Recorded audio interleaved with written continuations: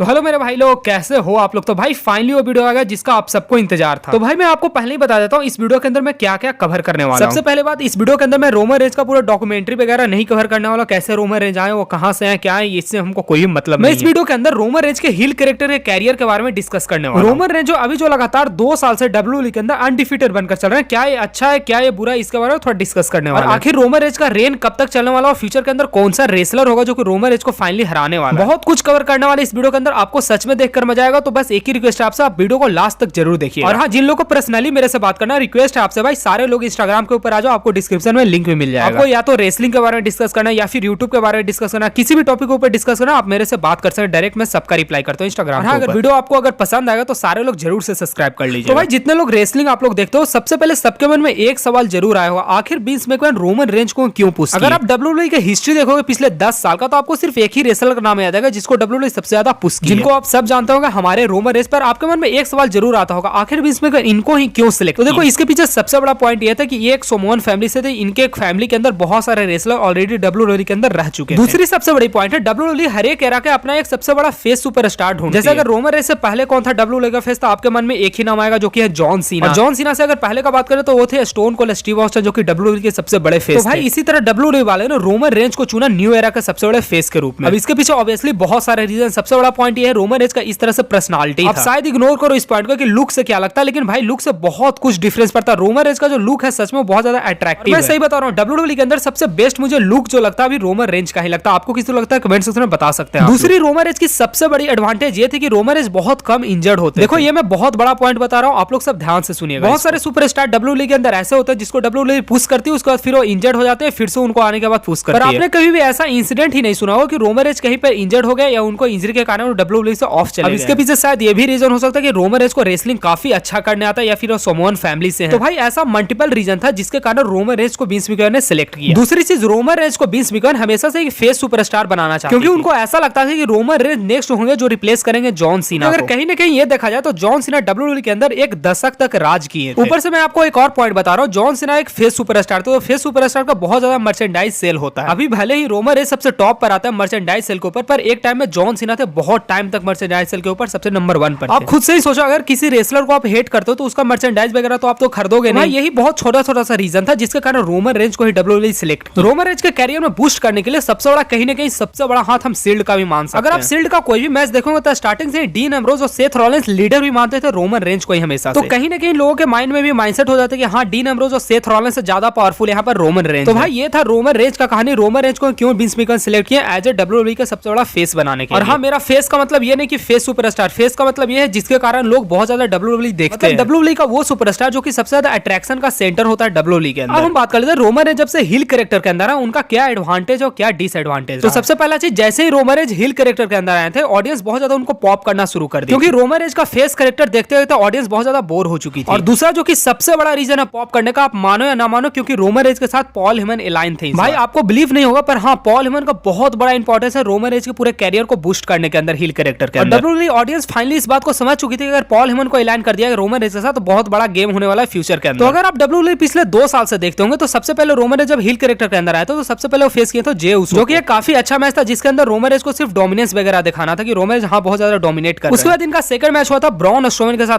हाँ, ये बात को आप याद रखिएगा, रोमन रेंज किसी का हेल्प नहीं लिए थे इस मैच में। जे उसो और ब्रॉन स्ट्रोमैन दोनों को हराने में रोमन रेंज कभी भी पॉल हेमन वगैरह किसी का हेल्प नहीं लिए थे, और उस समय तक ब्लड लाइन वगैरह भी नहीं बना। नेक्स्ट उनका मैच था केविन ओवेंस के साथ, और लगातार 3 मैच किए थे केविन ओवेंस के साथ। और यहाँ से रोमन रेंज के लाइफ में एक और बंदा आ गया जिसका नाम था जे उसो, जो कि हेल्प करना शुरू कर दिया रोमन रेंज। आपको अगर याद होगा तो केविन ओवेंस के साथ लगातार 3 फाइट हुआ था रोमन रेंज को, जहां जे उसो हर बार हेल्प, फिर भी ऑडियंस को कोई प्रॉब्लम नहीं था, क्योंकि रोमन रेंज से बेस्ट चैंपियन अभी WWE के अंदर कोई खा नहीं करे। उसके बाद रोमन रेंज के कई अपोनेंट निकलकर सामने, जैसे डैनियल ब्रायन थे, उसके बाद रेसलमेनिया के अंदर एज को डैनियल ब्रायन दोनों को एक साथ फेस किया। अब देखो यार, मुझे तो याद नहीं, पर अगर आप लोग को याद होगा तो कमेंट सेक्शन में एक बात बताएगा, रेसलमेनिया के अंदर क्या जे उसो हेल्प किए थे रोमन रेंज को या फिर नहीं। आप लोग सब इस बात को कमेंट सेक्शन में जरूर बताइएगा, क्योंकि मुझे याद नहीं क्लियर तरीके से। हाँ, अभी तक अपने कैरियर के अंदर रोमन रेंज सबसे ज्यादा डोमिनेट तब दिखाई देते जब वो रेसलमेनिया के अंदर एज और डैनियल ब्रायन दोनों को हराया। और हाँ, अगर आपको याद होगा यहाँ पर एक और कांड हुआ था जो कि WWE पूरे हिस्ट्री में सिर्फ एक बार, जो कि था रोमन रेंज ने एज के ऊपर टैप आउट किया था। पूरे WWE हिस्ट्री में रोमन रेंज किसी भी रेसलर के ऊपर आज तक टैप आउट नहीं किया। पर कमाल की बात है, एज के सामने रोमन रेंज ने टैप आउट किया था, पर रेफरी वगैरह देखा नहीं था तो इसको काउंट नहीं किया गया। उसके बाद रोमन रेंज के सामने काफी सारे अपोनेंट आने लगे, जैसे सिजारो वगैरह भी आए थे। उसके अलावा अगर आपको याद नहीं तो रे मिस्टीरियो भी एक टाइम पर चैलेंज किए थे रोमन रेंज को। इनका आई थिंक हेलिना सेल के अंदर मैच हुआ था, मुझे इसके बाद रोमन रेंज के कैरियर में एक और बहुत बड़ा पुश तब मिला था जब उन्होंने हराया था डेमन किंग। अगर आपको नहीं पता तो फिन बैलर का जो कैरेक्टर था डेमन किंग वाला अभी तक डब्ल्यूडब्ल्यूई हिस्ट्री में किसी भी रेसलर से हारा नहीं था। पर उसके बाद Roman Reigns he first and last वो रेसलर बन गए डब्ल्यूडब्ल्यूई हिस्ट्री के अंदर जिन्होंने डेमन किंग को भी हराया। हाँ, रोमन रेंज को यहाँ पर भी लोग चीयर कर रहे थे, सबको लग रहा था हाँ रोमन रेंज को भी पुश किया जाना चाहिए। और डेमन कैरेक्टर का जो स्ट्रीक वगैरह टूटने के बावजूद ऑडियंस बहुत ज्यादा गुस्सा नहीं किए थे, रोमन रेंज को बहुत ज्यादा हेट वगैरह नहीं किए थे, अभी भी चीयर ही कर रहे थे। क्योंकि कहीं ना कहीं सबको एक बात पता था कि कभी ना कभी ब्रॉक लेसनर आएंगे डब्ल्यूडब्ल्यूई के अंदर जो कि फेस करेंगे रोमन रेंज। और फाइनली ब्रॉक लेसनर हुए रेसलर बनेंगे डब्ल्यूडब्ल्यूई हिस्ट्री को जो कि तोड़ेंगे रोमन रेंज के स्ट्रीक। और उसमें सबसे इंटरेस्टिंग जो कहानी चल रहा था वो पॉल हेमन का स्टोरी चल रहा था, पॉल हेमन आखिर किसके साइड। तो आप यहाँ तक समझ सकते हो ऑडियंस बहुत ज्यादा चीयर कर रही थी रोमन रेंज को, कोई भी हेट वगैरह नहीं कर रही थी, जो कि हम बात कर रहे हैं 2021 समर स्लैम का बात में कर रहा हूं। भाई उसके बाद आपको पता है रोमन रेंज ने लगातार 3 बार हरा दिया ब्रॉक लेसनर को, रोमन रेंज ब्रॉक लेसनर से एक बार भी नहीं। और उसके बीच में रोमन रेंज ने काफी सारे सुपरस्टार को हराया, जैसे गोल्डबर्ग को क्लियर तरीके से हराया थे, किसी का भी हेल्प नहीं लिए थे। पर भाई ये बात मैं नहीं मानता कि गोल्डबर्ग या फिर जॉन सीना को हारने से रोमन रेंज के कैरियर में बहुत ज्यादा बूस्ट हुआ था इस कैरेक्टर के। क्योंकि अगर आप देखो तो रोमन रेंज इस टाइम पर काफी एक पीक पर पहुंच चुके थे जहां सबको ये बिलीव हो गया था कि हाँ रोमन रेंज सबको हरा सकते हैं। देखिए डब्ल्यूडब्ल्यूई ऑडियंस उसके बाद गुस्सा करना तब शुरू कर दी जब रोमन रेंज हरा दिया थर्ड टाइम वो भी ब्रॉक लेसनर। डब्ल्यूडब्ल्यूई के सारे फैंस को उस समय ये लगने लगा कि अब तो रोमन रेंज किसी से हारेगा नहीं जब ब्रॉक लेसनर को भी हरा दिया। हर मैच के अंदर सिंपल यही कहानी है, उसो जाते हैं रोमन रेंज को बचा लेते हैं। उसके बाद फिर रोमन रेंज का नेक्स्ट अपोनेंट निकल कर सामने आया हमारे ड्रू मैकिंटायर। और भाई मैं पर्सनली सबसे ज्यादा तब डरा था जब ड्रू मैकिंटायर का मैच हुआ था क्लैश ऑफ द कार्सल के अंदर रोमन रेंज। इसके पीछे सबसे बड़ा ये रीजन था क्योंकि डब्ल्यूडब्ल्यूई एक्चुअली यहाँ पर रोमन रेंज के हाथ से एक चैंपियनशिप लेने वाली, डब्ल्यूडब्ल्यूई वाले किसी वजह से यहाँ पर भी रोमन रेंज के हाथ से चैंपियनशिप नहीं ले। और उसके बाद फिर अगर हम करेंट टाइम का बात करें तो डब्ल्यूडब्ल्यूई वालों ने रोमन रेंज और लोगन पॉल का मैच करवाया। अब देखो डब्ल्यूडब्ल्यूई के हिसाब से मैच काफी अच्छा था, ऑडियंस भी बहुत सारे इस मैच को देखे थे। डब्ल्यूडब्ल्यूई का हार्डकोर जो फैन था वो बहुत ज्यादा गुस्सा हो गया इस पॉइंट के ऊपर। भाई अब बस थोड़ा सा बात समझो, डब्ल्यूडब्ल्यूई इंटरकॉन्टिनेंटल चैंपियनशिप बेल्ट के लिए एक पूरा टूर्नामेंट करवा सकती है, तो कोई भी रैंडम बंदा ऐसे ही आकर रोमन रेंज को डायरेक्ट चैलेंज कर सकता है। और उसके बाद रोमन रेंज सिंपल अपना दोनों चैंपियनशिप बेल्ट उनके सामने डिफेंड कर लेंगे। देखो मैं सही बता रहा हूं, ये बात मुझे भी हजम नहीं हुई थी, मुझे भी बहुत ज्यादा ऑकवर्ड लगा था ये। और आई थिंक आपको में से बहुत सारे लोगों को ये चीज ऑकवर्ड लगा, आपको क्या अच्छा लगा था कमेंट सेक्शन में बता सकते हैं। पर अब जो करंट सिचुएशन रोमन रेंज के सामने ये अब काफी सारे रोमन रेंज को ऑडियंस हेट करना शुरू कर दिया और ट्विटर के ऊपर ट्वीट वगैरह भी करना शुरू कर दिया कि अब रोमन रेंज को हराइए तो किसी मैच के अंदर हारता ही नहीं। इसका 6-7 बंदा का टीम है, हर मैच के अंदर कोई ना कोई बंदा आकर बचा ले। और भाई सबसे जो मुझे बुरी चीज पर्सनली लगी रोमन रेंज और लोगन पॉल के मैच में, जिसमें सच में मुझे गाली देने का मन कर रहा है। भाई आप खुद ही समझ सकते हो क्या रोमन रेंज इतना बिक है कि लोगन पॉल को भी नहीं हरा सकते इस मैच के अंदर। मतलब आप समझ सकते हो जो बंदा ब्रॉक लेसनर को 3-3 बार हरा चुका है उसका स्टैंडर्ड इतना डब्ल्यूडब्ल्यूई वाले गिरा दिए कि मतलब लोगन पॉल के सामने भी उसको मदद करने आना पड़ रहा है। आप अगर थोड़ा डिटेल में सोचोगे तो कितना ज्यादा ऑकवर्ड बात है कि मतलब लोगन पॉल जो कि 2 मैच रेसल किया उसको भी मैच के अंदर रोमन रेंज के हाथ से चैंपियनशिप लेने के लिए उसको मदद करना पड़ा। आई थिंक जब से विंस मैकमैन डब्ल्यूडब्ल्यूई छोड़ के गए ट्रिपल एच तो और भी ज्यादा पैसा वगैरह छापना शुरू कर दिया। देखो रोमन रेंज इतना ज्यादा दिन तक अगर चैंपियन रहते इसका एडवांटेज क्या है या फिर डिसएडवांटेज क्या है आई हम जान लेते थोड़ा। तो सबसे पहले अगर एडवांटेज का बात करेंगे तो डब्ल्यूडब्ल्यूई को ऐसा एक रेसलर मिल गया जो कि आने वाला 5 साल के अंदर डब्ल्यूडब्ल्यूई को रिप्रेजेंट कर सकता है। दूसरी चीज ये है डब्ल्यूडब्ल्यूई चैंपियनशिप बेल्ट का वैल्यू बहुत ज्यादा बढ़ चुका है। और चीज के लिए मैं रोमन रेंज को बहुत ज्यादा क्रेडिट देना चाहता हूँ, रोमन रेंज पूरे लॉकडाउन के अंदर बहुत ज्यादा हमें एंटरटेन किए थे, ये बात तो मानना पड़ेगा, जो कि काफी कमाल की बात है। हम लोग डब्ल्यूडब्ल्यूई इसीलिए देख रहे थे क्योंकि लॉकडाउन के अंदर भी रोमन रेंज काफी ज्यादा एंटरटेन हमें कर रहे हैं। अगर दूसरी साइड देखें तो बहुत ज्यादा डिसएडवांटेज भी इसका हो चुका है। सबसे पहले चीज रोमन रेंज अपने अंदर का पोटेंशियल खो चुके कि मतलब हम भी किसी भी रेसलर को हरा सकते हैं। देख सकते हो लोगन पॉल जैसे रेसलर को भी हराने के लिए डब्ल्यूडब्ल्यूई वालों उसको मदद करने के लिए मजबूर कर। दूसरी चीज डब्ल्यूडब्ल्यूई के अंदर और किसी भी रेसलर को मौका ही नहीं मिला रोमन रेंज को फेस करने के लिए या फिर रोमन रेंज के हाथ से चैंपियनशिप लेने के लिए। ऐसा समझ सकते हो कि क्रॉन ज्वेल के अंदर डब्ल्यूडब्ल्यूई वाले Roman Reigns versus Karrion Kross का मैच करवा सकते थे, Roman Reigns versus Seth Rollins का मैच करवा सकते थे। डब्ल्यूडब्ल्यूई वालों को तो कोई मतलब ही नहीं था, उनको मैच देना था रोमन रेंज को लोगन पॉल के साथ। तो डब्ल्यूडब्ल्यूई की इससे सबसे बड़ा डिसएडवांटेज ये होने वाला कि फ्यूचर के अंदर डब्ल्यूडब्ल्यूई वालों को बहुत दिक्कत होने वाला न्यू फेस बनाने के लिए डब्ल्यूडब्ल्यूई। जैसे आप समझ सकते हो रोमन रेंज को डब्ल्यूडब्ल्यूई 2012-13 से ही पुश करना शुरू कर दी थी, 2022 के अंदर सबसे बड़े फेस निकल कर सामने। सिंपल आप ऐसे समझ सकते हो कि अगले 10 साल का अगर प्लान डब्ल्यूडब्ल्यूई को सोचना हो तो उनको अभी से एक ऐसा रेसलर को प्लान करना होगा। देखो इस मामले में विंस मैकमैन बहुत अच्छे से, विंस मैकमैन सिर्फ एक ही रेसलर को पढ़ते थे उसको पीक पर पहुंचा देते। पर देखा जाए तो ट्रिपल एच का अलग ही स्टाइल है, ट्रिपल एच हर रेसलर को पुश करना सोचता है, जिसका नतीजा ये होता है कि कोई भी एक भी रेसलर बहुत ज्यादा पुश नहीं हो पाता। वैसे कमेंट सेक्शन में आप लोग इस बात को बताएगा आप ज्यादा सेटिस्फाई किससे हैं, ट्रिपल एच से या फिर विंस मैकमैन से? मुझे पता है ज्यादातर लोग विंस मैकमैन ही बोलने वाला स्टार्टिंग में, बल्कि सब लोग ट्रिपल एच का नारा लगा रहे हैं। तो चलिए हम फाइनल बात कर लेते हैं, आखिर वो कौन सा रेसलर होने वाला जो कि रोमन रेंज के हाथ से चैंपियनशिप लेने वाला है, या फिर मेरे अकॉर्डिंग कौन सा ऐसा रेसलर होगा जो कि रोमन रेंज के हाथ से अगर चैंपियनशिप लेगा तो ऑडियंस बहुत ज्यादा बू नहीं करेगी। तो भाई सबसे पहले इस लिस्ट के अंदर मैं 2 रेसलर को साइड कर देने वाला। सबसे पहला रेसलर ब्रॉक लेसनर, दूसरे जो रेसलर वो है रॉक। अब आप लोगों से बहुत ज्यादा शौक हो जाएंगे तुम रॉक को कैसे साइड? भाई आप खुद ही समझो यार, रोमन रेंज अभी जिस पीक के ऊपर है रॉक को क्यों चैंपियनशिप दिया जाएगा? अगर रॉक चैंपियन बन भी जाते तो हॉलीवुड छोड़कर कभी भी डब्ल्यूडब्ल्यूई के अंदर तो वापस आने नहीं वाले, क्योंकि सिंपल उसके बाद सिर्फ 2 ही चीज होने वाला। सबसे पहला चीज ये होगा कि रॉक सिंपल अपना चैंपियनशिप रिलीज करके चले जाएंगे, और दूसरा चीज होगा रॉक किसी और रेसलर के सामने अपना चैंपियनशिप कुछ ही दिन बाद हार जाए। तो भाई अगर डब्ल्यूडब्ल्यूई वाले अगर ये डिसाइड करते हो तो मेरे ख्याल से सबसे बकवास डिसीजन यही होने वाला है। भाई अभी रोमन रेंज जिस स्टेज के ऊपर है, अगर मेरे ख्याल से उस स्टेज के ऊपर कोई ऐसा रेसलर को अगर डब्ल्यूडब्ल्यूई पुश करे जो कि कुछ आने वाला टाइम के अंदर डब्ल्यूडब्ल्यूई के अंदर अंदर रहने वाला, जो कि बहुत अच्छा चीज। सिंपल ऐसा समझ सकते हो कि आखिर अंडरटेकर का स्ट्रिक ब्रॉक लेसनर से ही क्यों तोड़वाया। अब देखो अंडरटेकर का अगर स्ट्रिक तोड़वाना था तो केन को भी ला सकती थी या फिर ट्रिपल एच को भी ला सकती थी, बहुत सारे रेसलर थे, पर स्टिल उन्होंने ब्रॉक लेसनर को इसीलिए चुना क्योंकि डब्ल्यूडब्ल्यूई वालों को पता था कि ब्रॉक लेसनर कम से कम 10 साल के लिए डब्ल्यूडब्ल्यूई के अंदर रहने वाले हैं, जिससे ये होगा ब्रॉक लेसनर के कैरियर बहुत ज्यादा बूस्ट मिलेगा। तो भाई आज देख लो, हम लोग याद भी करते हैं कि देखो अंडरटेकर का स्ट्रिक किसने तोड़ा है, तो ब्रॉक लेसनर ने, सबको पता है। तो भाई रोमन रेंज का भी स्ट्रिक जो भी रेसलर तोड़ेगा डब्ल्यूडब्ल्यूई के अंदर, हम लोग सब फ्यूचर के अंदर उसको भी याद करना है। मैं कुछ नाम सजेस्ट करता हूँ, आप लोग सब कमेंट सेक्शन में बताएगा जिस रेसलर को एक्चुअल में तोड़ना चाहिए रोमन रेंज का। तो सबसे पहले नाम आता है हमारे मन में सीएम पंक। अगर डब्ल्यूडब्ल्यूई के अंदर आते हैं तो हाँ, एक चैंपियनशिप बेल्ट डब्ल्यूडब्ल्यूई इनको दे सकती है। देखो मैं दोनों चैंपियनशिप बेल्ट का नहीं बात कर रहा, सिर्फ मैं एक चैंपियनशिप बेल्ट का बात कर रहा हूँ। मेरे अकॉर्डिंग डब्ल्यूडब्ल्यूई किसी को दे ही नहीं दोनों चैंपियनशिप। जो दूसरा रेसलर रखते हैं वो लगता है सेथ रॉलिंस, जो कि मुझे सबसे ज्यादा डिजर्विंग रेसलर लगता है। वैसे जो लोग रेसलमेनिया का वीडियो नहीं देखे, मैं उसके अंदर सारा कुछ डिस्कस कर चुका हूं, रेसलमेनिया के अंदर कौन सा रेसलर का मैच किसके साथ होने वाला है। काफी अच्छा वीडियो था, आप लोग जाकर इसके बाद इस वीडियो को भी जाकर चेक कर सकते हैं। तीसरे जो रेसलर है जिसका नाम आप सबके माइंड में सबसे ज्यादा आ रहा हो वो है कोडी रोड्स। भाई देखो पर्सनली मैं कभी कोडी रोड्स का मैच देखा नहीं हूं डब्ल्यूडब्ल्यूई के अंदर, बहुत पहले भी नहीं देखा हूं, तो मुझे ये पर्सनली बहुत अच्छे रेसलर नहीं लगते। वैसे आपको कैसा लगते हैं रेसलर, कमेंट्स में सब लोग जरूर बताइएगा इस बार। और मुझे लास्ट जो रेसलर लगते हैं जिनको तोड़ना चाहिए रोमन रेंज का स्ट्रिक, वो है ब्रे वाइट। मैं सबसे पहले बता रहा हूं, ये चारों रेसलर में से अगर कोई भी रोमन रेंज का अगर स्ट्रिक तोड़ेगा तो